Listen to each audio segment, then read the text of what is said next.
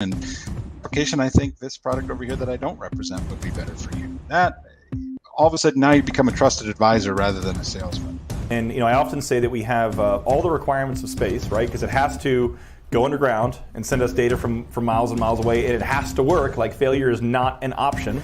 We'll put on, a standard mule shoe. Ours is slightly different just for that, but it's, everybody's got one. The top drive and the drawworks really don't care whether the electrons coming at it are from a joystick or a PLC.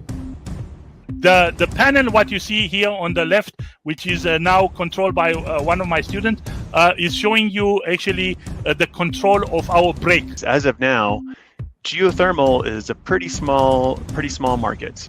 If you have tortuosity, the casing will be up against the side on part of the well. There won't be any cement there. The cement will have crested around it. So managed pressure drilling, it's been defined as a process to precisely control the pressure profile in the wellbore. The key is being transparent with our clients in this case. So tell them what happened. If we had a failure, tell them exactly what happened. Whether it's our fault, whether it's whatever the issue was, we need to be transparent.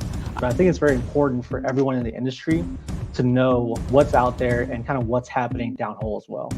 I've probably worked on over 40 different performance limiters in my career. If I miss any of those, and the computer is raising weight on bit, and I miss any of those, I have a train wreck. The computer's going in the ocean. Here's your new colors, here's your new thing. We won't do that at all. Here's the tattoo you need to get. Yeah, here's the tattoo. Sorry about the last one. We used to fake that all the time.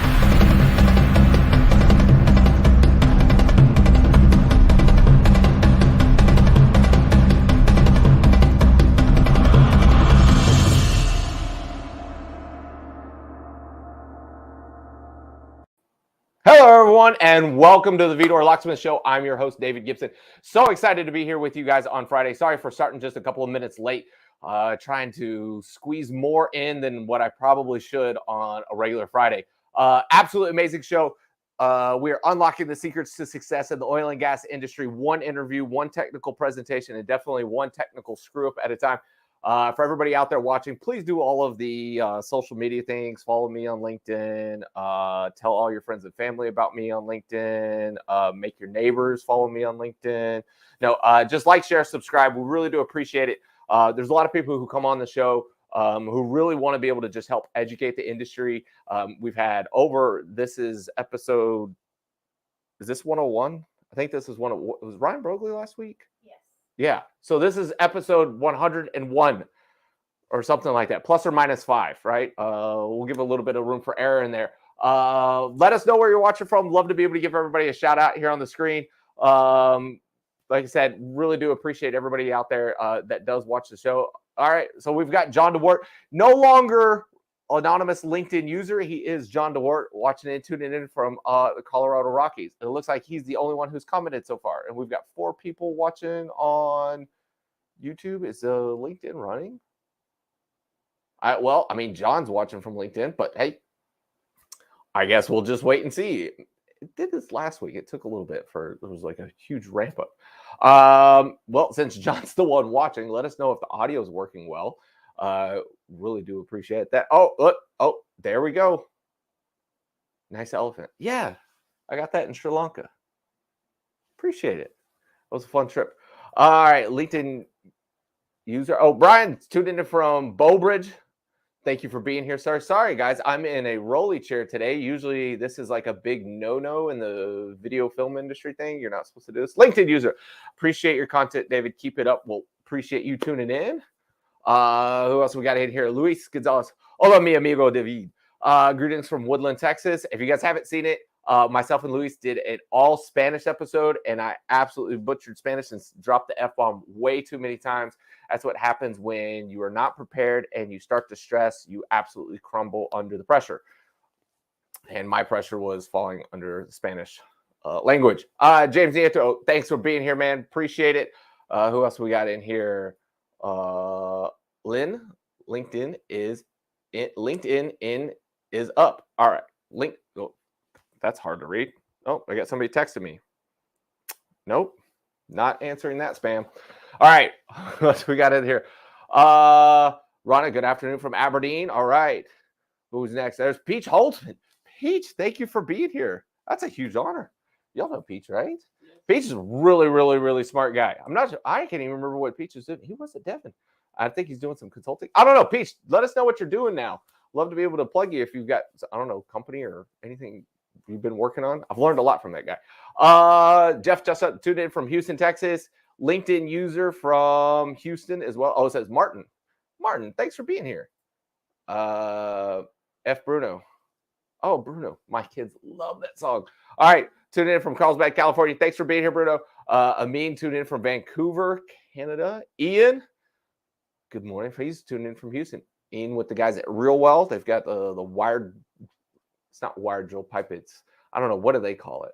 Oh, they call it something special, but essentially high-speed downhole communication. Really cool stuff. Really pushing the envelope into the industry. And then we got two more that just jumped in here. Francis tuned in from Katy, Texas. And then James is back. What did he say? Isaac, better be on his game. I'm here to fact check him personally. Oh, all right. That's what I'm talking about. I've told a couple of people to tune in and ask some really hard questions. Celeste is watching. Hey, looking forward to hearing from Austin and Isaac. There we go. Joe tuning in from Katy, Texas. A lot of people tuning in from Katy, Texas. I wonder if they're all just, y'all should all get together and have like a watch party one of these days. All right. So let's go ahead and start moving forward with the show. We'll still give everybody shout outs. We do appreciate it. So special MWD acquisition that has taken place. So we'll bring up here on the screen now. There he is, Mr. Cary Eddy. Cary, can you hear us? Because we can't hear you. Is he on mute? No, he's not. Can anybody hear it, Cary? Cary, yes, can you hear me? There we go. Yeah, take it away, man. You got it. The show's yours. No. Hello.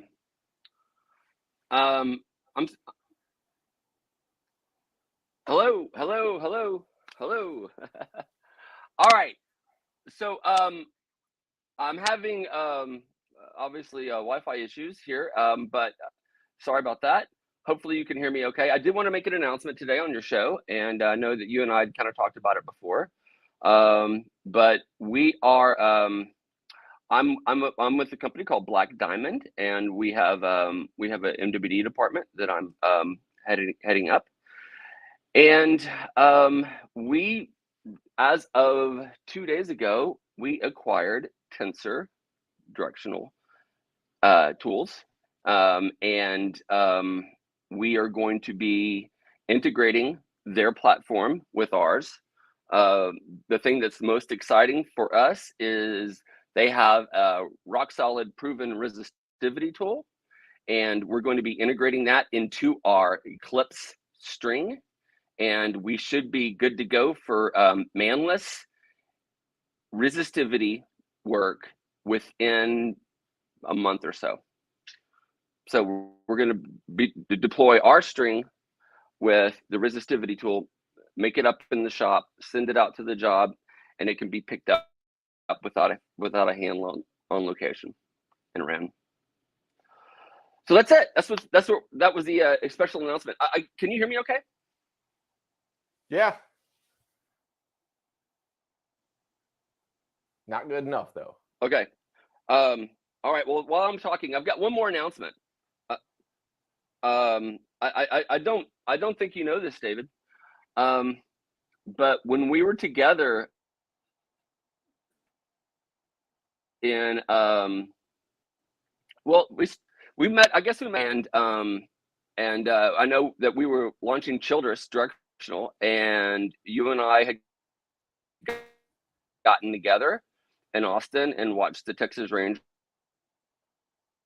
in the playoffs. This is so hard to hear. They did make the World Series that year. It was pretty exciting. I was a Ranger fan, but I grew up in Houston, and what you probably don't know is when the Rangers were in the American League and the Houston Astros were in the National League, I didn't have a problem. And that's I'm on that. All right, Just get him out of here now. Anymore. So that's he's no longer a Ranger fan. That's terrible. It's easy to jump on the action. All right. That's good. All right, yeah. Well, you guys heard it here first. Black Diamond Oilfield has now acquired. Tracy, yeah, go ahead and pull him off. You guys heard it here first. Black Diamond Oilfield has now acquired Tensor, one of the original MWD companies. So for anybody who is in the MWD directional drilling space, news to everybody. All right, now we're going to start getting shown. I know we're already 15 minutes in. All right, for everybody out there, now is the time.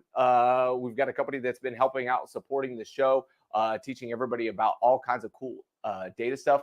So type into the comment section now, #Corva. There you go. You see it on the screen. #Corva. Type in #Corva right now for your chance to be able to win a drill bit. Isaac, there's one sitting right there behind you. Yeah, hand me the gold one. Give me that gold one. Man, wow, that's a big one. There we go. If you're a chance to be able to win one of these drill bits, not this one. I've already promised this one to somebody else, and I've got to mail it off pretty soon.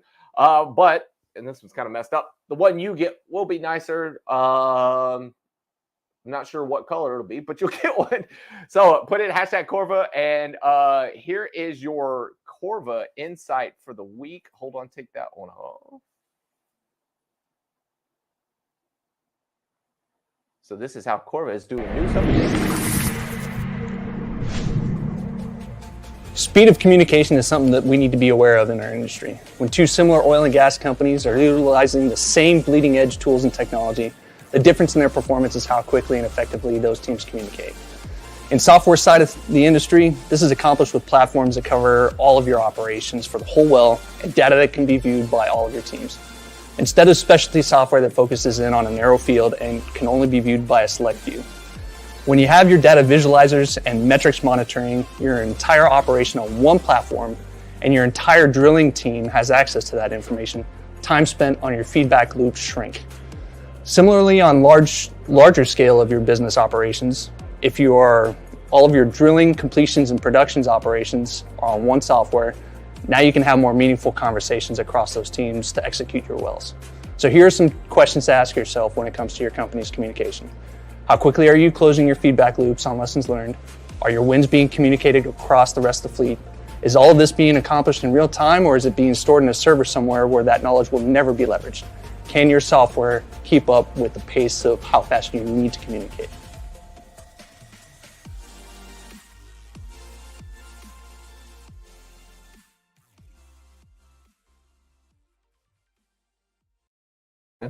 There we go. All right, guys. Thank you guys so much. Remember, as you put in #Corva, here's your chance to be able to win a drill bit.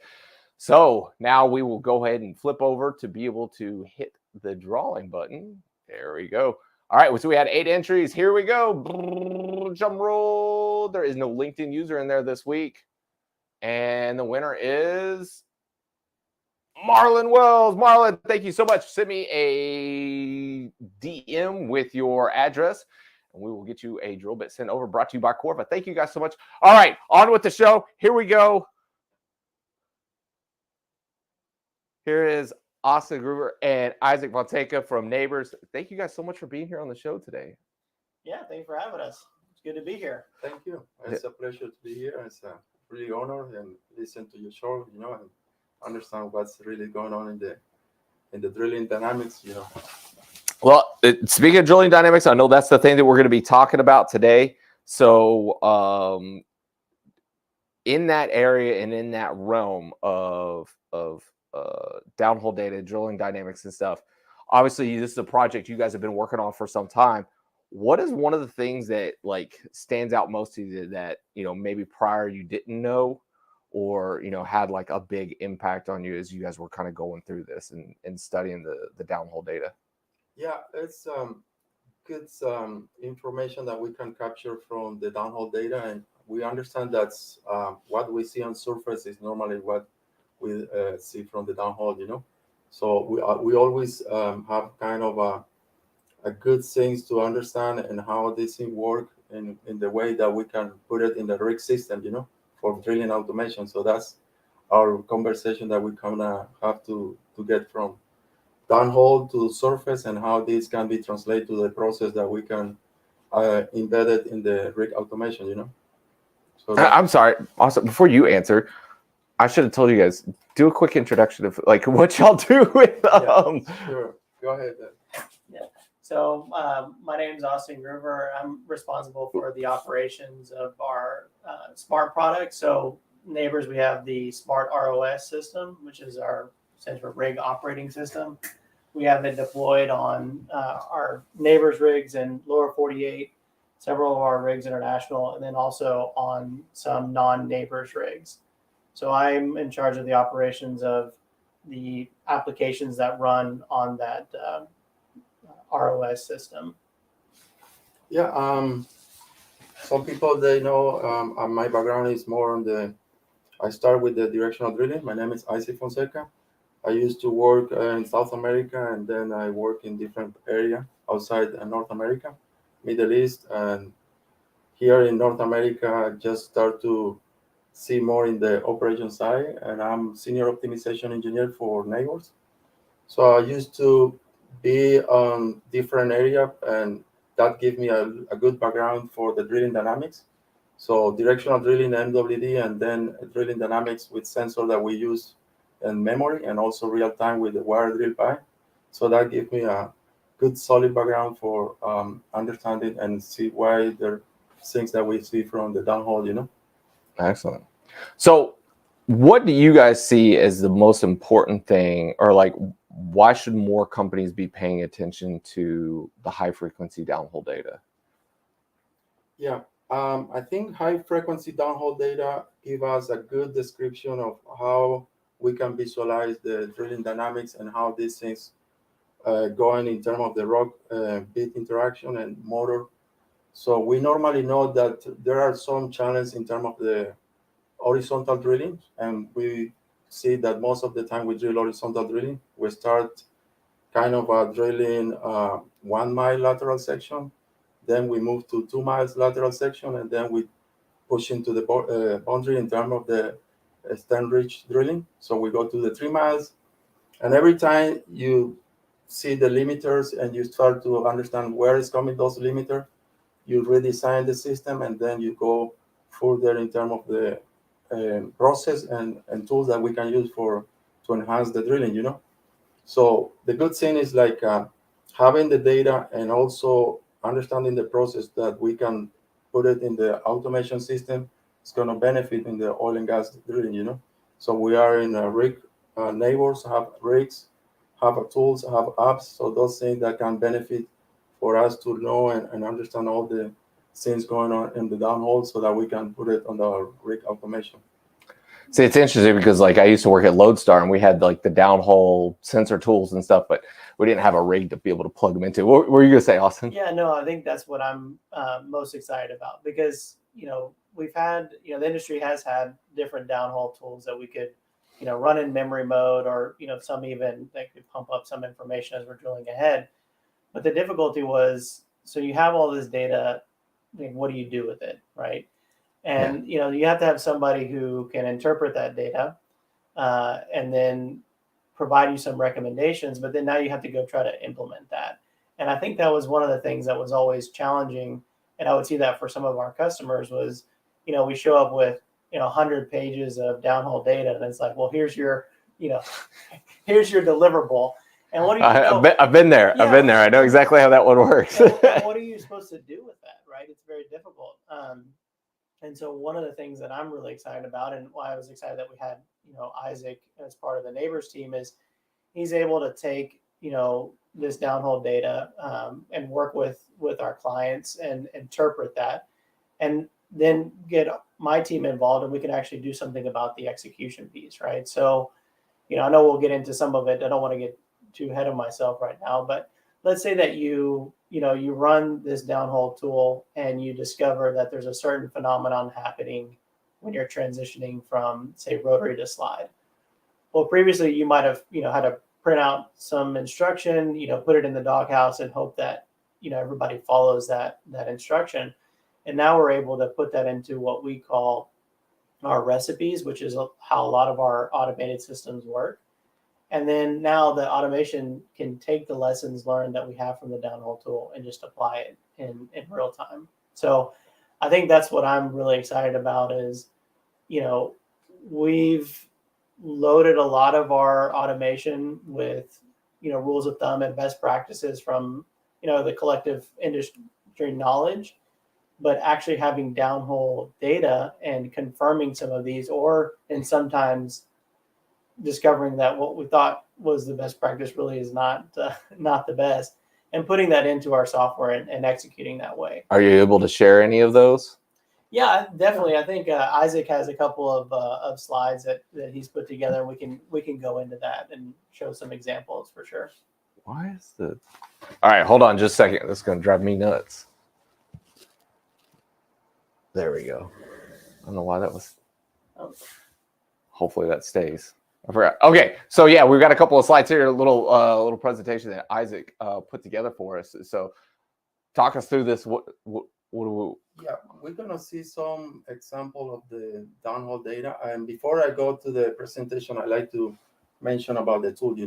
We have it there, but our tools have the capability to sample 20,000 hertz. That means 20 samples per second. It's a lot of data that we haven't. 20,000 samples per second. Yes, 20,000. It's huge. So basically, it's raw data. It's not really like an average or mean and max that we are taking. So the whole thing is being placed in a computer. So every time we do a run, it's like 100 gigabytes that we're gonna start to process. So for computer, it's huge computer that we need to have. That is absolutely massive, because like when I was at Lodestar, our tool would go to like 100 hertz. Yes. Right, and we thought, this is so much data. Right. 20,000. Correct, and that's for acceleration. Then we go with the... How big is the computer y'all have at Nabors that processes all of that? I asked my boss to give me a new computer because the one I'm using is not really... We're repurposing one of the floors. It's just going to be one giant computer. Yeah, that's a lot of data. Yeah, so we have customers that they have just like one run, 100 gigabytes, or 500 gigabytes for 3 wells or 4 wells. So that's a lot of things. And we go now to the process. So we don't process an Excel or CSV file. We just process the data with a software that we have internally, and it's on DLIS file. So that's the other way that we can see the data, because for us to do the way like other service, they do the analysis, it's completely different. They go with the Spotfire. We go with only the software that we have right now, Excellent. We deliver the logs. We give it the logs to the customer, and also we give it the analysis, interpretation, and also recommendation, So that's the tool. For the drilling dynamics, like I say, is 20,000 hertz. For the drilling mechanics, is 200. So we are talking about 200 hertz. It's just less. So we got that's still a lot. Yeah, that's a lot of data. 200 samples per second, but it's good for us to see in 1 second what's really going on, what's happening in terms of the drilling dynamics and drilling mechanics. So what we used to see before is only drilling dynamics, where we see acceleration and vibration, but we don't combine this with the drilling mechanics. Some few tools they have like both, but it's not in the high resolution. So that's another thing that we can detect, really a small thing that normally we never see from surface, Yeah. So that's give us our benefit. So DrillView is our tool. We call it like a Blue Force on our tools, and we have like give me a nice hat. Different type of Blue Force tools, So we can go to the presentation and see more on that one. So I call just high frequency drilling data. With the DrillView tools. We have another one that is FracView, but we're not going to talk about that one today. Okay. So this is the specification of the tool. I probably need to use my glasses to read from here, but it's more like I know exactly what they have there. It's more like I say, 20,000 samples per second for the acceleration, and we have 200 samples per second for bit force and pressure. So we have annular pressure, internal pressure, and drilling dynamics, plus the drilling mechanics. So that's all the information we have there. The rest is more on the specification for the tools. So we can move to the next slide. And so here is the things that most people has been seen from the drilling data in terms of the 100 hertz or 200 hertz.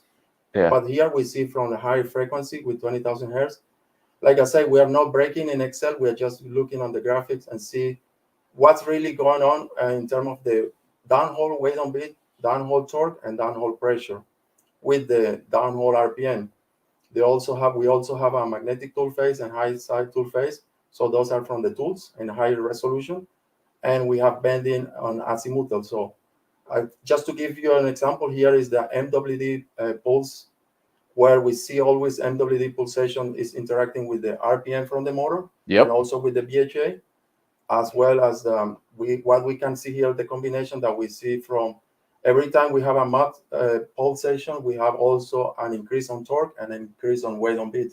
So we know that it's a slow down the RPM, but this is more like generating some of the phenomena that we see when we drill in rotary, as well in a slide. So when you see the average in terms of the RPM, you will see, oh, this amount of RPM is being in the low side, this amount of RPM is being on the high side. So it's like a torsional or stick slip, yes, and we will see more in that way, but this is an effect that is generated from the MWD, So we see cause and effect.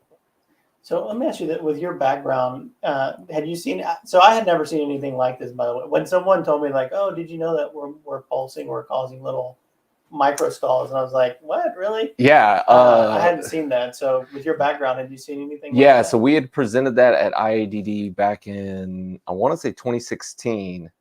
We had seen the way we had discovered it was we were plotting out, I think it was flow and RPMs, right? And so we were trying to be able to just kind of be able to put together kind of like a, or maybe it wasn't flow versus, it was RPMs versus, it might have been RPMs versus flow. So, but we were trying to, or RPMs versus torque. What we ended up doing is we ended up seeing two different clouds of data, and that's where we started, putting it, multiple different things. It was like putting into the graph, and it's like, okay, why are we seeing these two clouds of data? And what it ended up being is that it was like, okay, something's happening here to where, the RPM is like, it's dropping. There's a shift here. Yes. And so then, and that was just kind of like on a scatter plot. And so finally I was like, hey, why don't we graph this thing out over time and look at it? And so we graphed it out over time. And so it was just like RPM over time. And I said, okay, go to the very beginning of the stand, right? And from when flow turns on, like let's just look at the first five minutes or first 3 or 4 minutes, right? And we pull it out. And if you've ever been an MWD hand out on a job, especially with these older, Tensor style tools or something that's with in-area encoding, you'll see boop, boop, boop, boop, the 4 sync pulses. And it was like, sure enough, plain as day, you could see the sync pulses, right? But it was in reverse, right? So it would be drop in RPM, drop in RPM, drop in RPM, drop in RPM. And then it, starts doing, to like inclination, azimuth, gamma, everything else. And so seeing that, it was just like, we were just like, okay.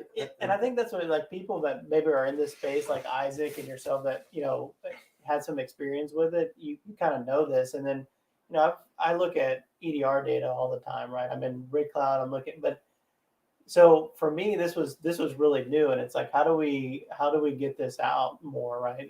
And obviously, we didn't do a very good job of getting it out, because there's still people out there who haven't seen it. Didn't even know this was happening. And the good thing is that now we understand why this happened, because we know the physics of the motor, how the motor works. We know that every time we cut the flow from the MWD by pulsation, that flow is going to be affecting the motor in terms of the cavity. It's how the motor works in terms of the pressure. So that bypass or cut the flow that is going to go to slow down the motor internally for a short time. This will slow down the RPM, and at the same time, it's going to slow down the torque output. And then it's going to be generating some kind of a effect in terms of, like, we go with the friction reduction tools. So every time you block the pressure, the pressure is going to be moving. It's like a water hose on your garden, where you cut the pressure every time, and you will see some movement on the back, So that's release some energy, and that force that is being in a way that generates stick slip. So that gives you like a slowdown and an acceleration with the RPM. So what's mean that for lateral section is really a benefit, because every time you slip, you go with the depth of cut and you increase ROP. Every time you stick, you're gonna slow down. In average, you have a good ROP. Imagine if you don't have that part of in the system, then you're gonna start to see like an average ROP lower to the one with the stick slip, you know. So then there's an advantage of having mud pulse versus EM. It's an advantage, yeah. You got it right there, because basically electromagnetic will not give you that pulsation, you know, and that pulsation is working like a friction reduction tools or oscillation. So you do these things and you do an average of ROP. As soon as you know how the energy is working in your system, you know that it's going to benefit or it's going to go against you, you know. So that's a way to understand and do the interpretation. People always say, oh, no, this is going to be bad. No, sometimes it's better to have it, because that will be improved in terms of the cycle time, you know. So that's something that we have to know, how the tool can give us good information that we can take it in the advantage or benefit to use it, you know. That's good to know. All right, so.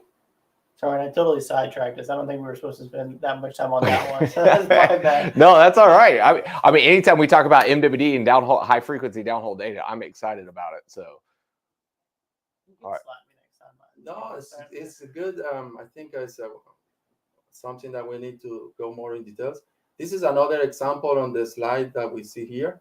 Basically, we go with the same type of, like before, follow with the pulsation. This time it's in a sliding. The previous slide was rotary mode. So in a sliding, you see that the sliding mode at the beginning of the pulsation, you see how the pulsation also can go against with the release weight on bit and go with the stalling the motor. So that's going to be increasing the differential pressure. So what we see there, increasing the differential pressure, the standpipe pressure. We take the next one is the torque increase. And as we see that effect in terms of the back spinning of the motor, you know, so the backward of the motor is measured from the magnetic tool face. And you see the number of wraps that go back in the reverse, you know. So RPM is also negative RPM. And you see that effect every time you do a sliding. So if you have higher frequency, high pulsation, then you're going to start to see the effect in terms of a sliding, you know. So can benefit on rotation, but can give you some bad side or low side in terms of the sliding. So that's another excuse to add to your toolbox of why you can't hold a good tool face at that. Oh, I know that Aaron Baxter's out there watching right now, and you're giving Slide Monkey #1 extra excuses. This is another thing you can add to your list of things like, oh yeah, bad tool face. Gosh, that's not, you know. You can only pull that one out every once in a while, but it's a good one to have.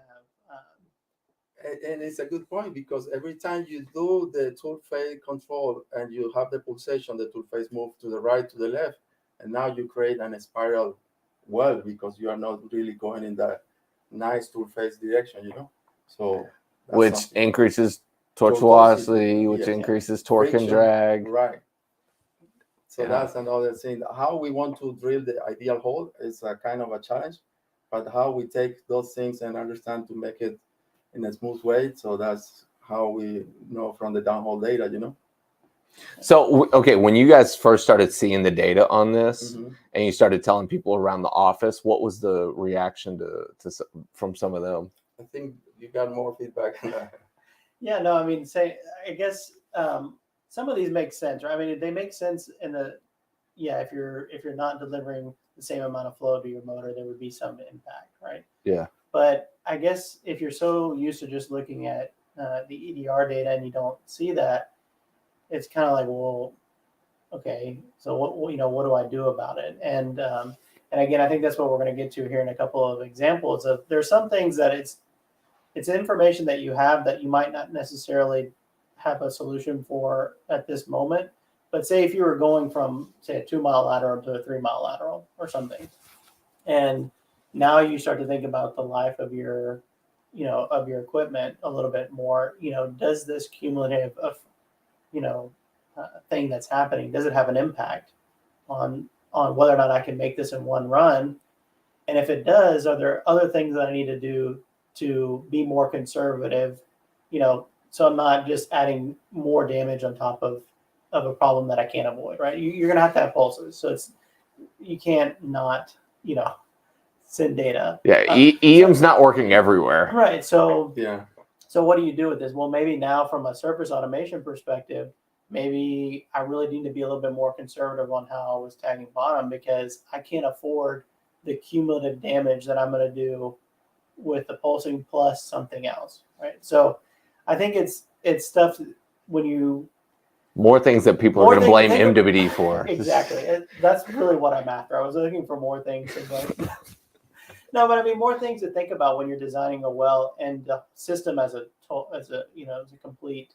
How can I use automation to help with this? How can I plan these wells? What do I need to do different to Well, one of the things that I used to always say is that when things go wrong, especially like if it's something just outside of the norm, you have an outlier failure or breakdown or something of that nature. It's like, well, then you probably have an outlier cause, right? So like crazy things happen, crazy things cause that to happen. So these kinds of things, it's like, maybe you've had a failure before that you just couldn't figure out. It's like, I couldn't figure out why this happened. This might have been one of those things where it's like, it was just something you didn't know about that was causing the motor, because just basic engineering principles of decreasing, acceleration or slowing down, speeding up, slowing down, speeding up, slowing down, speeding up. That is, that's, it becomes a stress and a fatigue issue. Now, maybe that's never caused a motor failure, right? Maybe it's caused one or two, but still it is a phenomenon that's taking place and it's happening downhole. All right, so we'll get back to the presentation. We'll let you. Yeah, that I think it's a good. Yeah, go full screen on that one, Tracy, so we can scoot up and look at it real quick. Getting a pulse. Go ahead. Yeah, I think when we go to go to the next one. Oh, go ahead. Yeah. Could you put it in a presentation mode so that we can see first the one is in the. It's in a presentation mode. I think it's just like a normal slide. Oh, this is. You want to go to the next slide? No. It's basically an animation that can bring the one on the background and then the front one. But oh no, because we just have it as a PDF, or I don't know how. I don't even know how to do that with this right now. I sent you the PowerPoint on the last one, but I don't know if we could do that. Basically, what we have here is going to be hiding from the other one, but we got the downhole data and we have the surface data. So as we can see on the surface, there is not really indication of the higher torque. However, the one that we have on the background is really high torsional vibration, and that's generate a lot of fatigue stress on the motor. Actually, Tracy, at the bottom, oh wait, no, go down. You see where it has like the little play button next to David Gibson? No. That one, go over. No. Bring the mouse back down. So go up. Oh, why does it do that? Is there a way to play it? Go to slide 4 and see. Yeah, that's the one. Maybe hover over on the screen and see if it'll. Okay, go to the next one and see if it will. If there's any little play button. Huh. So if that's the PDF, it's not gonna see it. But well, I'm sorry, Isaac. I didn't mean to. I messed up your presentation, man. I'm sorry. It's just like I said. Basically, you don't see anything on surface, but you can see when you see the presentation as a presentation mode, you will see the downhole dynamics, and that gives you something that is interesting because we probably see like every time you finish from a slide to rotary, you see some of the challenge in terms of the whole pattern that you create from a sliding in a nice gun barrel, and then you move to rotary that you have to oversize the hole, and we know that most of the failure that we see is related to the transition, and the force that is interacting, because you generate after the slide, you generate some kind of a bend or tilt in the direction, deflection in the direction of the well, So that deflation, you're going to have to rotate and pass the motor. So the weakest point in the string is basically the motor. We've been designed. Go ahead and throw us back up there, Tracy. We've been designed like a bit in a way to support the higher RPM, higher torque. We've been redesigned the motor, but there's still some weak points internally for the motor. We've been looking on the MWD to redesign. So we always redesign for the drilling limiters. And we start to end up with having a long power section just because everybody asking for more torque. But the lower part of the motor is still weak because the connection, the transmission between dry shaft and power section is still weak. You know, there is no way to go a bigger size because it's going to be limited for the OD, or going to different material is going to be too expensive. So those kind of things that we see on the drilling from a slide to rotary, that actually when you start to rotate, you generate those stress in terms of the fatigue. So that's give you a clear picture of what's really going on there. And after that, you have the motor failure or twist off. So those are the things that we notice in terms of the drilling dynamics, you know? Yeah, from my side, I mean, what we would see a lot of times is, you know, there seem to be a lot of failures that would happen either right after a slide or sometimes shortly after a slide, right? And it was like, okay, well, you know, we had a failure. And then when Isaac, you know, was running some of these tools and bringing this data back to us, it's okay. Well, clearly this is happening. Clearly there's more stress and that's occurring after a slide. So operationally, you know, what can we do different? And I think that's what's in your next slide if you want to look at that. But yeah, really the I guess the summary of it. Go ahead. Next one. Yeah, I think, well, in the same one we have it. Just go back to the presentation. Just we have a hiding, but if you can see that on surface we start to do some practice like going with lower RPM, minimize the impact of a fatigue stress for the tools, and also lower the set point of ROP or weight on bits, so that give you controlled drilling after the slide. So it's like when you land a well with the big dog legs, you don't want to go and start to rotate higher RPM. So you want to go smooth and then start to rotate until you pull the BHA through the dog legs, you know. Same thing happening offshore. When you go in the casing with all the BHA for a stabilizer, you don't want to go high rotation right starting from the beginning. You want to go slow down and start to drill with control parameter after you basically take all the same as, you know, drilling out cement. You don't just go wild while you're encasing. Correct. You generate a lot of vibration on that part, you know. So that's the same concept that we take here. We just create a kink or a bend. We want to make sure that we pass that without stress the motor. So we go with the length of the motor and then we rotate with the control parameter after that. So later on, it's coming the MWD. We should be okay. It's not really kind of a bend in the MWD, but we'll have less vibration. So that's how we take the approach, you know. It's a great approach to be able to take there. It's very smart. Yeah, I think that's where kind of tying it back to what we're able to do with the automation is the information that Isaac is providing my team is impacting how they're setting up the configurations for the automation. So one of the applications that we have in this SMART ROS system is called SMART Drill.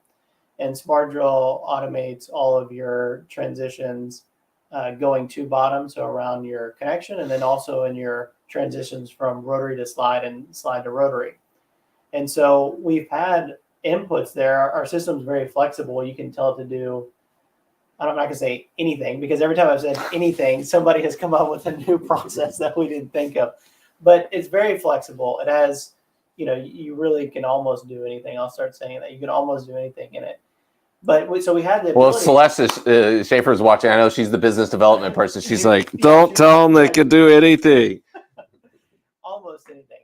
And so taking that input from Isaac and his team and saying, okay, you have to slide. Like you're not going to not slide. You have to slide, and then you have to get back to rotating. So what is the way that you can do that in an automated way that causes the least amount of damage? Like what is the least of the evils, right? You have to continue drilling.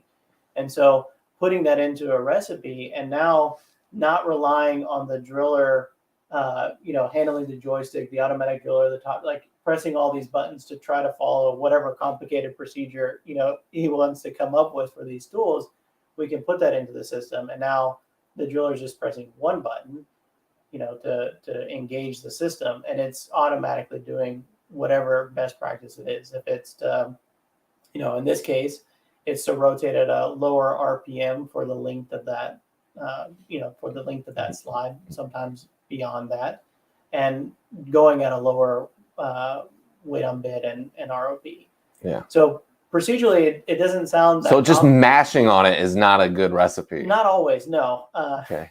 We do believe in the mashing it, but no, after coming out of a slide, definitely not the best approach. And implementation wise, it's difficult to police if you don't have some type of automated system. And what this allows us to do is and also the driller has a lot of other things going on, right? He can't keep up with the new best practice every week. So this allows us to put it into the system. He turns on the smart drill system and it'll handle that transition based off of the best practices and recommendation from teams like Isaac's team. And a lot of our customers, they also have a wealth of knowledge that they bring to the table. It's great to be able to see how this high frequency data is really driving the way that wells. Because I mean, for me, when I was, one of those things when we were selling the tool and trying to be able to get it out there, they were like, well, what's it going to do? And I'm like, well, I mean, I don't know yet. I was like, we got to capture all the data, look at the data, and then we can kind of figure out what all is going wrong. Yeah. But there wasn't that next step of taking that and putting it into like, oh, hey, we discovered a problem, we discovered an issue, and then saying, we could discover stuff all day long, but then being able to like put into application like what needs to take place. And so this is really cool to be able to say, okay, now we've taken the data, we've processed it, we've looked at it, and now we put in an automation to be able to say, okay, here you can put it in your slide, and then when your slide's done, it's going to, continue smooth, and then you can mash on it. Yeah. And that's the value here, because I heard always say, oh, it's not real time, it's memory. It's not going to help me. But if you plan a well and you do planning and you understand what's really happened on your amount of well that you're going to drill, then you start to save for the future wells, So that's how this real time is just try to basically cure something that is in the moment. But memory give you more in the vision to see it further and improve those things, Yeah. So that's most companies can't even deal with all the data they're getting currently. Right. I was like, well, how if you can't process the data you're getting currently, much less you haven't processed all the data from the last well, now you want 20,000 hertz in real time. It is not really like a process, the 20,000 hertz in terms of what we call analysis for spot fire or for Power BI, or it just see the data, understand what's going in the process, and then go to the customer recommendation. So we do this in less than, after it's been merged the data, because that's what's going to take a long time, After merge the data, let's say take like a day, and then send the data for me to see the data, and then I can give it the interpretation, and this takes just like a few hours, But when you try to process and try to do the old school, like pulling all the CSV file and getting some heat map and try to do some things like understand where is coming the issue, that will take more time for you. But for looking on the drilling process and see the data with the high frequency, and also we have FFT, so that we can have a zoom out, big picture, zoom in and see what's going on. So every time you do a zoom out, you see exactly what's going on the FFT, and you go and target that area, and then you zoom in, and then you see what's going on. So that's an easy way to approach the big data, Excellent. Well, go ahead. We'll keep going. Tell us Shane ended up saying, get some barber tips. Legends. I don't even know what he's talking about there. Okay. But yeah, go ahead. We have another example. This is come with the motor also. And probably this is not being even noticed on surface, because that's going to be more like most people say, oh, we have a slow ROP. We just stop ROP. We don't have any more differential pressure also. What's going on? So then we see like the downhole weight on bit just increase in 1 second. If you see the reference on the time is right, every division is 1 second. In 1 second, you drop RPM from the BHA, and then you accelerate like 200 RPM. So it was like a stick BHA stick and a slip, you know. Then you see the torque increase up to the limit, up to the point where it got 13,000 foot-pounds, and then drop. So that basically what's happened here is that the motor get disconnected. It's broke the transmission shaft. So we know because we see it from surface, but how are you going to see this from the EDR surface data? And that's what's happened after the slide. So like I say, there are a lot of things that start to be fatigue and stress in the way that we do the process for drilling, you know. So we snap the transmission shaft and we have to basically pull out the hole for motor failure, you know. So that's how we capture in this information, and having the recommendation with the right parameters, that can be basically avoid to have this kind of problem, you know. So we can go to the next slide. And not always we try to capture the what's really going wrong, but we also capture what's going in a good way. So this is what we call connection in the highlight for the in terms of the back on button and pick up button. So this pick up is slack off, and you see 3 connections there with the automation system, and how this been in a consistency in terms of the time, and also a consistency in terms of the drilling dynamics. So very low vibration. So I used to remember before that we used to capture these things when there was no rig automation, and we have a lot of vibration in terms of the connection. So now we see like a smooth and consistency for the connection, no? So that's another way to see a good practice, you know. Yeah. One comment on this one I wanted to make is, you know, I mentioned the smart drill earlier in the transitions from slide to rotary to slide, but also when making a connection and getting going from slips to weight or weight to slip. And one of the things that would come up is, okay, if we increase the speed at which we're doing this, is there a negative impact to what's happening downhole, right? Because we're like, well, let's tag bottom at 1,000 foot an hour. Let's tag bottom at let's just keep pushing the limit.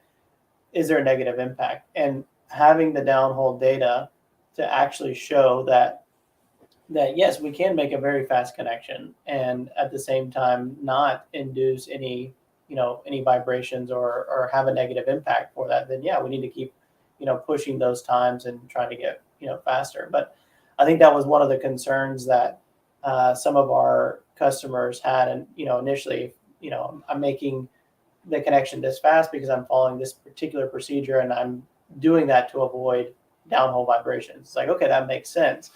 And in some cases, that's still the case. There's not saying it's one fit all for every application, but what we've been able to prove with several of our customers and is following this methodology in Smart Drill and doing this really fast connection, we're not seeing any negative outcome from that. So it's not just looking for what potential problems are occurring. It's also sometimes you have something you want to try and from surface you might not be able to see if it's negatively impacting you or not. So you run a downhole tool. It's like, nope, this is good, and I'm getting a benefit in terms of time savings. So yeah, for me, that's been helpful, having this data and sharing that with customers. Going to bottom and picking up off bottom, I believe I talked to Matt Isbell with Hess, and he said that was one of the major causes for MWD failures for them, was just that practice, because it was like they could see in the data that it was like right there at the very end of the stand, and when they're picking up off bottom, there'd just be this huge spike in shock and vibration, and then the same thing is getting onto bottom. So it's like, hey, we just drilled the entire stand and the tool didn't do anything, then we go to recycle and actually I can say that we've been working with Matt for a long time, and he's one of the guys that start to see more details in the connection and improve that process, so that's another thing that we work in the past and now also with Nabors. So that's a really complement to what we used to see and how we take the approach on how fast or how we can pick off bottom and go back to bottom, so that we minimize the vibration for the bit, and the MWD. And the MWD, most importantly, the MWD. Yeah. Yes. Yeah, and so far, like you see from the data, we've not been recommended any tools just to improve the process. Just only process step things that we can do chain, and it's cheap for the operator, but it's going to be value for them, because it's going to see the huge amount of saving in terms of one trip saving, or increasing in terms of ROP, or going in terms of the procedure. So that's going to those procedures on the rig side with the rig guys or rig automation system. So that benefit a lot on the drilling side, Excellent. All right, so we got another one here. I think the next slide is going to be more on what people like to see. And I see this like Colors. Everybody loves to be able to see so, pictures and colors.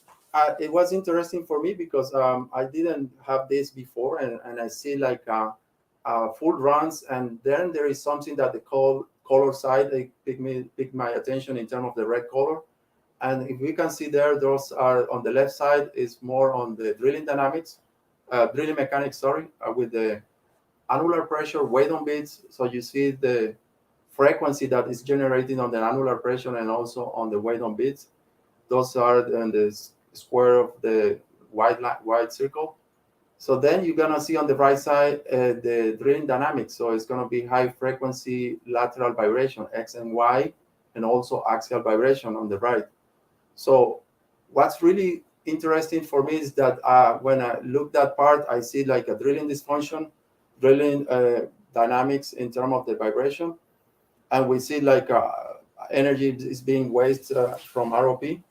However, this impact of annular pressure in terms of the frequency give you kind of an indication that you are having some interaction with the borehole. And when I read the MUD report, look like there are some kind of influx and some kind of loss in the formation. So that's give you a good insight to know what can be affected in terms of the MPD and also drilling dynamics in terms of the break formation, So that's another thing that brings you in terms of the analysis. We are looking now in the next level to see how we can improve cycle time in terms of hole cleaning, how we can pull out the hole with having this information. So should we be back reaming? That's the other thing. Basically, I used to say do not back ream, but sometimes people like to back ream.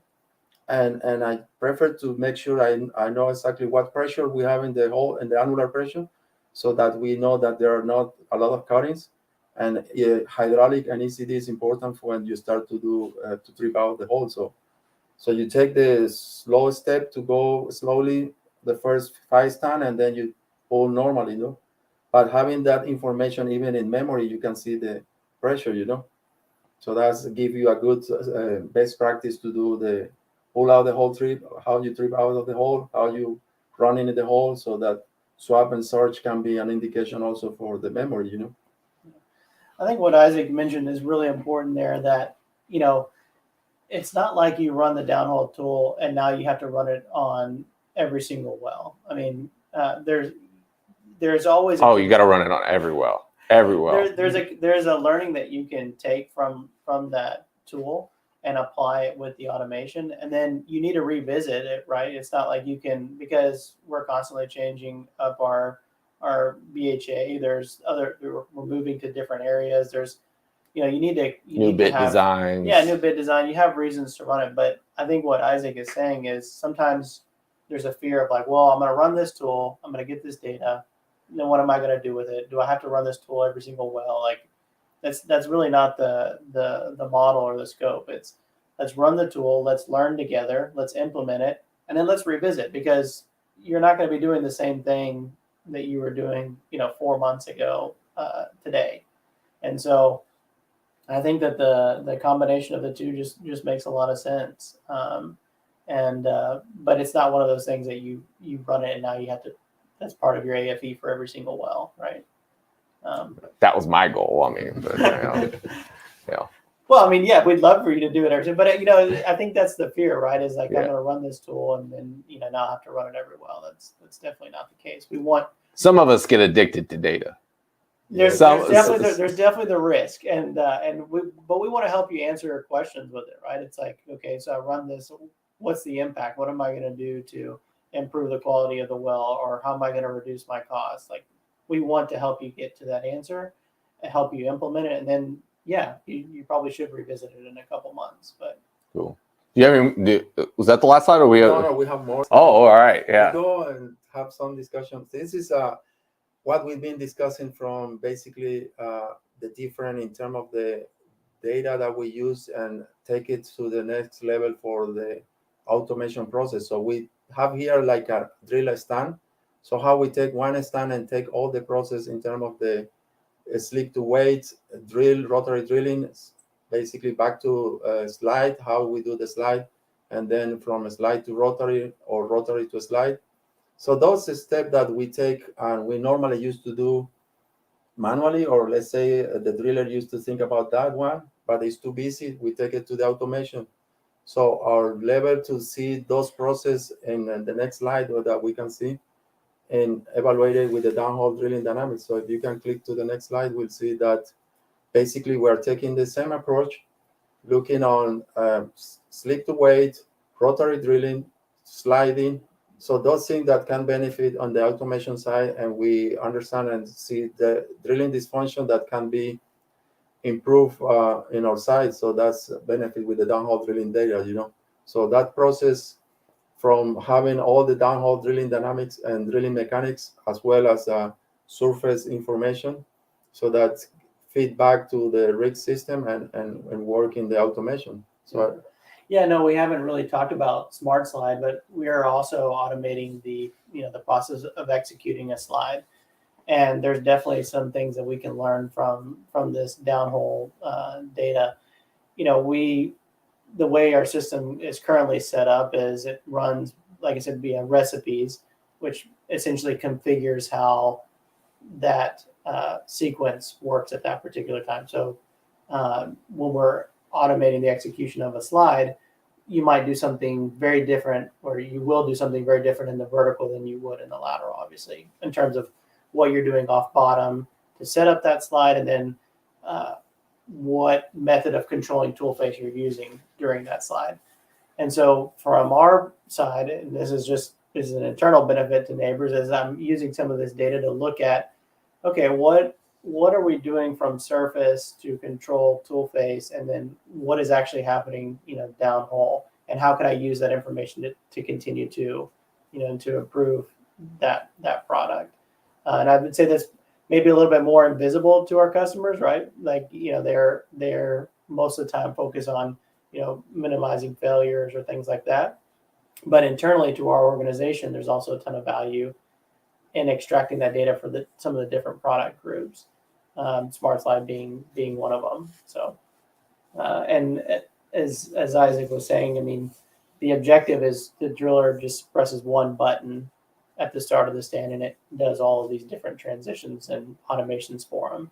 Today, he enables the different systems whenever you get to that point. But very soon here on Smart ROS, he'll just press one button and it'll handle all of the transitions automatically and drill the full stand down. So I still want to go out to the rig one of these days and be the one that presses the button. We definitely need to organize that. So everybody doesn't know, Austin's been on the show before, and that was one of the things you guys had teased me about. I think the person had not let y'all's team anymore or whatnot, but Shane was the one that kept teasing me about it. He was like, "Hey man, we'll get you after the rig and let you press the button." We really need to organize that. That would be a lot of fun. So we definitely need to do that.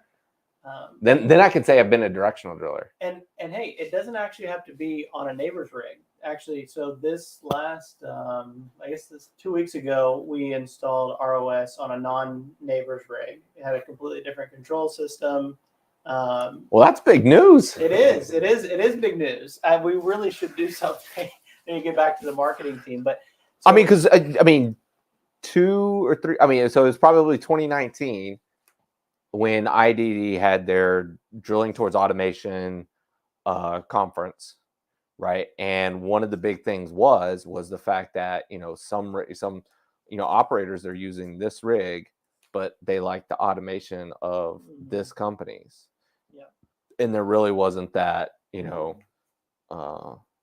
there wasn't that crossover. So there's others in the industry, we're not going to name names right now, but they're like, no, you got to have our rig to be able to use our stuff. So, I mean, this is a pretty big step forward.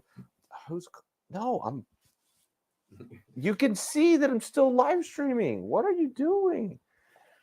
I mean, you got me off, but being able to see that we can, start to take some of the technology from one supplier and be able to put it onto another rig. That's a huge step forward. I mean, other rig contractors have to be willing to, sign off on it as well. But I mean, for the industry as a whole, it's a big step forward to be able to do that. Yeah. So we've had other non-Nabors rigs that have had the SMART ROS on it before. So we have other contractors that have our full machine control layer and our process automation control layer.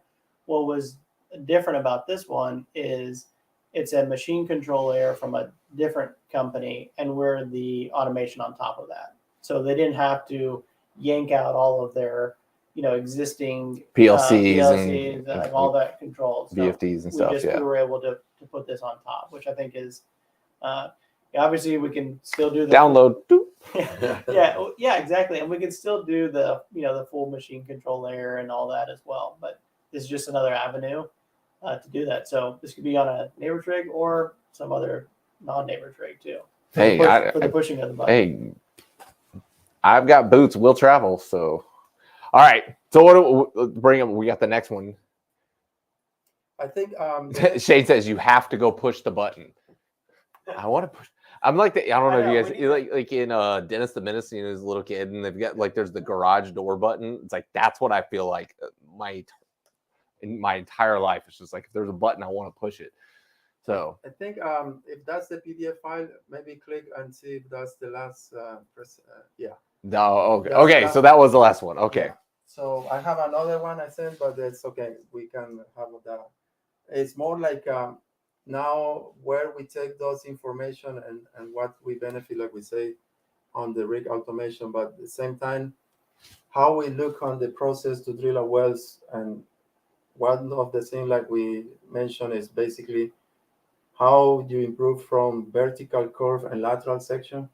And those things that we are discussing today maybe is applied to West Texas and North Dakota, but Eagle 4 is a little bit different. So that's some of the things that we can see from the downhole drilling dynamics, because the environment is always changed in different places, in terms of the formation, in terms of the rocks, in terms of the dynamics for the coefficient of restitution or absorption for the vibration. Those things that really make more value for us to run the tools and see what's really going on. So let me ask you this, because you said a couple of different formations there. What about like Haynesville?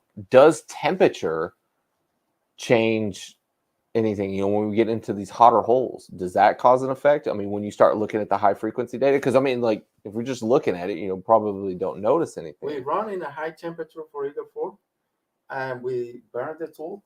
Oh, well, yeah, so it does have an effect. Yes, but we recovered some data and some part.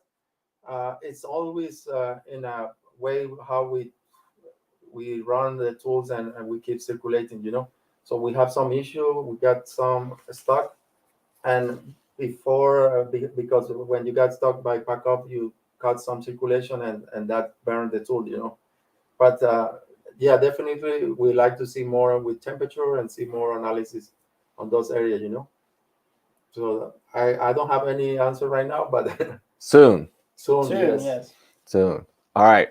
Well, for everybody out there that's still watching, if you guys have got any questions, feel free to shoot them off. I think John DeWart had one. Where did I put my phone at? Oh, yeah, sorry. I put it over here because somebody was calling me. I'm live streaming and they knew that. So I'll pull it up real quick. It's a little bit easier to see this way. Sorry, guys. I can't get all the way over there, and it's just, I don't even know if I'm going to be able to see all of the comments. Comment or question? So Shane did say automation resulting in lower vibration. Very cool. One of the major design goals. Austin comments on optimization versus the resulting physics. So amazing. More people need this understanding of physics and how to have the majority to verify. 6 people have liked that comment. So obviously, yeah, I think physics is very important with the drilling dynamics and having a clear picture of what's going on with in the downhole with the forces. For sure, is going to help you to improve on the drilling side, you know. So Robert Estes, Chief Technical Advisor for Sperry, said, more important than RPM at on-off bottom transitions is the total string windup, but we do not know that. So having a slow, steady RPM before transition is the best we can do to limit. Thoughts? I think what he's saying makes sense, because you know, potentially it would be well, we've theorized if it would be possible to transition from, you know, slide to rotary without picking up off bottom, using that concept that basically it's not so much the speed at which you're rotating. You'd have to know how many revolutions before you actually transfer that. Yeah. So anyway, I think it makes sense. We'd have to have maybe more sensors along the string and do a bunch of runs to really understand that. But I agree with what he's saying. I mean, in the meantime, hey, more tools in the hole, the better. Yeah, right? and you know, having the information and proof that, because we saw also the result after with the data that we just recommend, and the customer have saving like a trip every round that they do now in the lateral section, and also they've been extended the amount of footage they drill per run, you know. So that's proof that the concept as we smooth transition from a slide to rotary has been working in a good way for the customer, you know. So lower RPM, it will lower the fatigue, it will stress less, and also control ROP for that period of time. It will be benefit for the long term, because sometimes people, they just want to go fast, but they add more problem to the hole, you know. So Brian's got a question. How long to dump and process 100 gigabytes? Yeah, like I say, it's a challenge to transfer first the data from the rig to the where we have our guys working is in Pennsylvania for the transmission for the merging the data. So that's the group. We call Petromar. This is the legacy that enables acquisition. So those guys, they will do the merging of the data. They merge the data, but transfer the amount of data to just the area by internet is take like 8 hours or maybe 10 hours. Then for the guy to do the process, it's going to be another 10 hours. And after that, just upload to the network and see on the driver that I can download again. It's take me 4 hours to download, and then I can basically see the data and we can give it some recommendations. So it's like a day or 1.5 days just to make sure that we go with the information back to the customer, you know. It's definitely faster than what I was doing at my company. I mean, I wasn't doing it, but our process was substantially longer. Armin asks, has automation induced vibrations when set points are not monitored correctly? So it's a very most recent one. Yeah, so one of the things that we have in our system is we have the flexibility to run it, like, I guess I would call it open or closed. So open would be the personnel on location have the ability to change the settings that are in the recipe. So if the question is, has there ever been a time where it's been run open and somebody has changed something that the customer maybe didn't want to change and ran it in a different way? Yes, that I'm sure has happened on the amount of rigs that we're on. But we also have a way we call closed, which essentially means when we upload a recipe, we can hide variables that aren't available to the personnel on location. And in that sense, then there would be no changes or deviations from what we've established is the best, I guess, the best practice. I don't know if that answered the question or if there's a follow-up on that, but Armin, do you have any follow-ups? I keep looking at the wrong camera. One of these. Yeah. I guess so. To answer the question, the automation will not do anything different than what a person could do. It's just whatever you've set it to do, and we can configure that to where nobody can change it on location. They can change some variables or anything in between. So. All right, I see a question there from James on the screen, but it's not showing up here on my phone, so it's hard for me to be able to read it. There it is. James asks, if the rig is not following proper zeroing practices on their parameters, then the automation system can definitely cause vibrations. Yeah, I don't mind. I thought it was a question. It's not, but just a good comment though. Yeah, no, auto zeroing is really important, right? I mean, if you don't have a good zero, then all the downhole data doesn't match up. Because I've seen that one to where like our weight on bit, the downhole weight on bit was significantly higher than the surface weight on bit. And it was like, Which one you trust more? It was like, okay, and so you got to go back and look, and it's like, okay, they picked up here, they did this. Yeah. You got to look at the surface stuff. And so it's still surprising to me that we're at this point in time and we're still having problems zeroing weight correctly. Yeah. And I think Peach, who was watching this earlier, I don't know if he's still watching or not, but that was one of the things that he had discovered.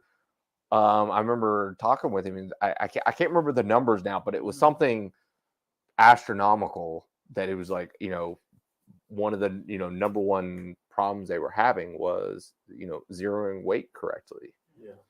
So we have auto zeroing, capabilities inside of Smart Drill, because I mean it's got to ramp up your pumps, your top drive, move your drawworks.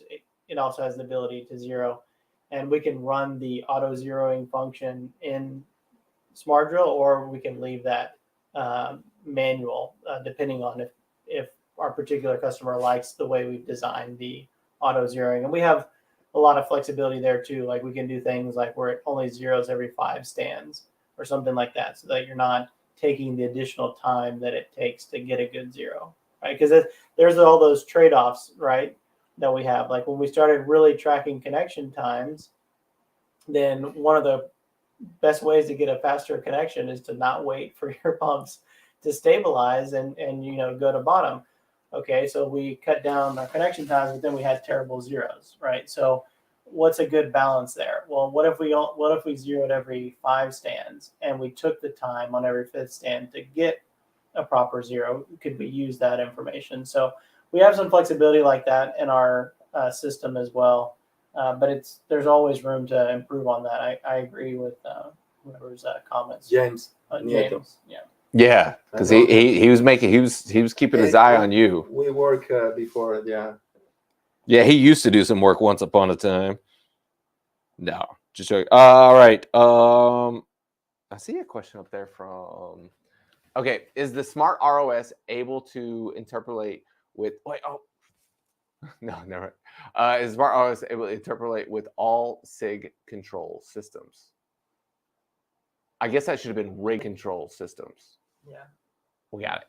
Well, I mean, we haven't worked with all of them, so I can't definitively say that it's worked with all of them.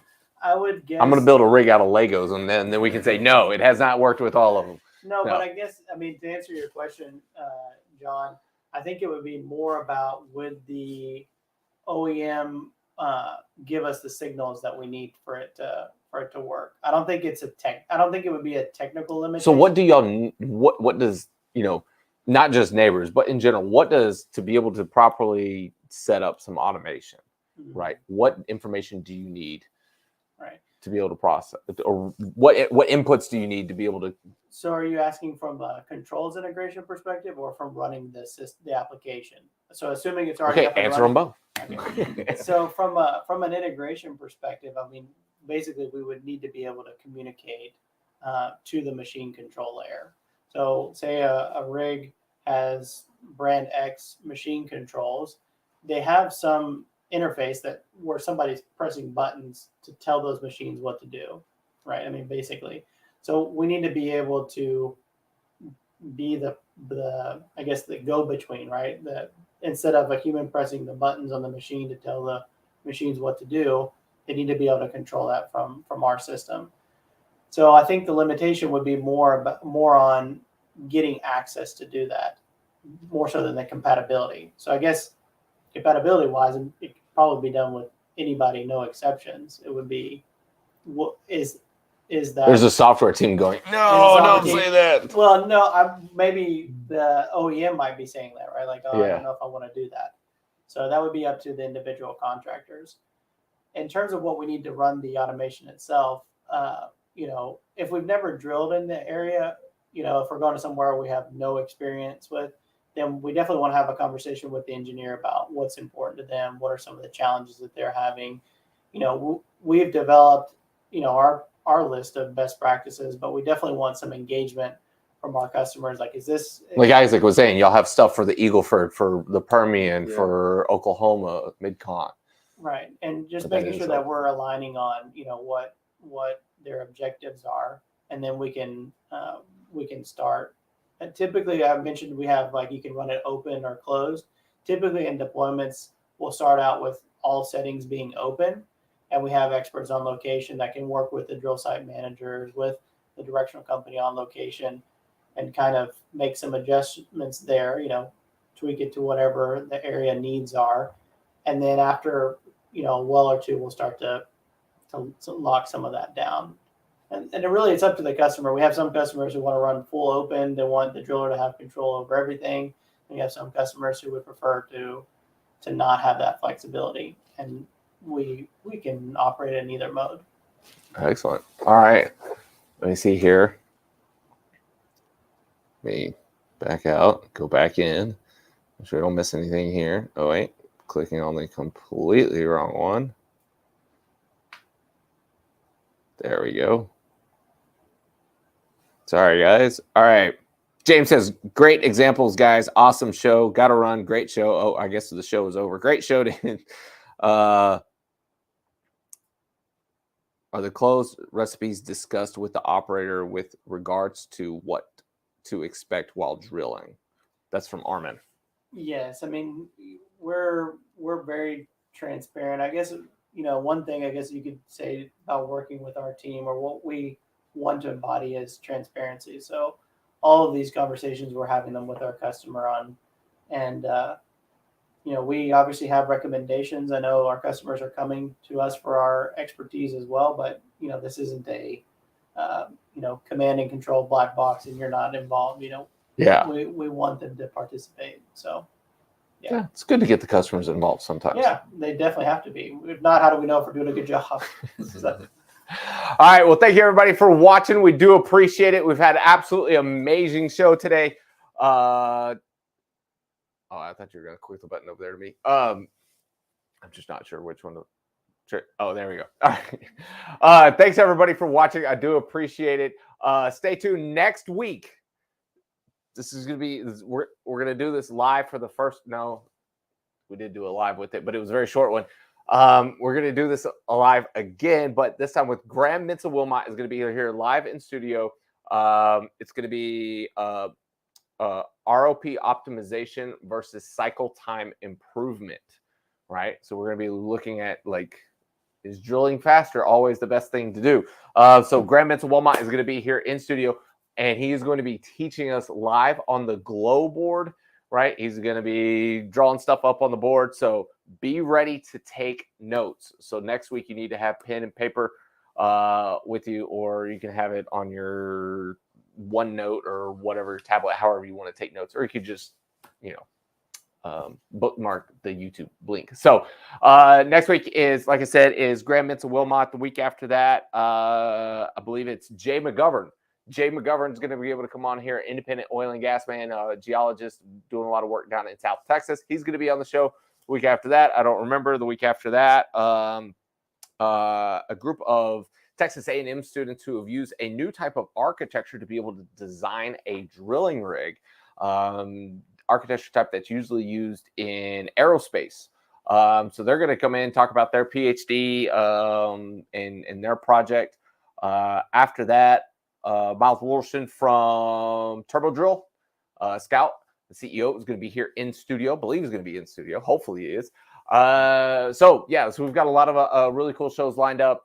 Do me a favor, like, share, comments, tag somebody in the comments section, let them know about the show. Really do appreciate all the support from everybody out there who has watched the show, been a part of it, liked, shared, subscribed, anything. It really means absolute ton to me.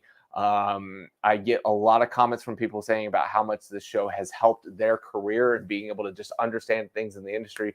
My goal was always just really to be able to interview some really cool and amazing people and let other people get to know some of the cool and amazing people that are out there. So I really appreciate all the support.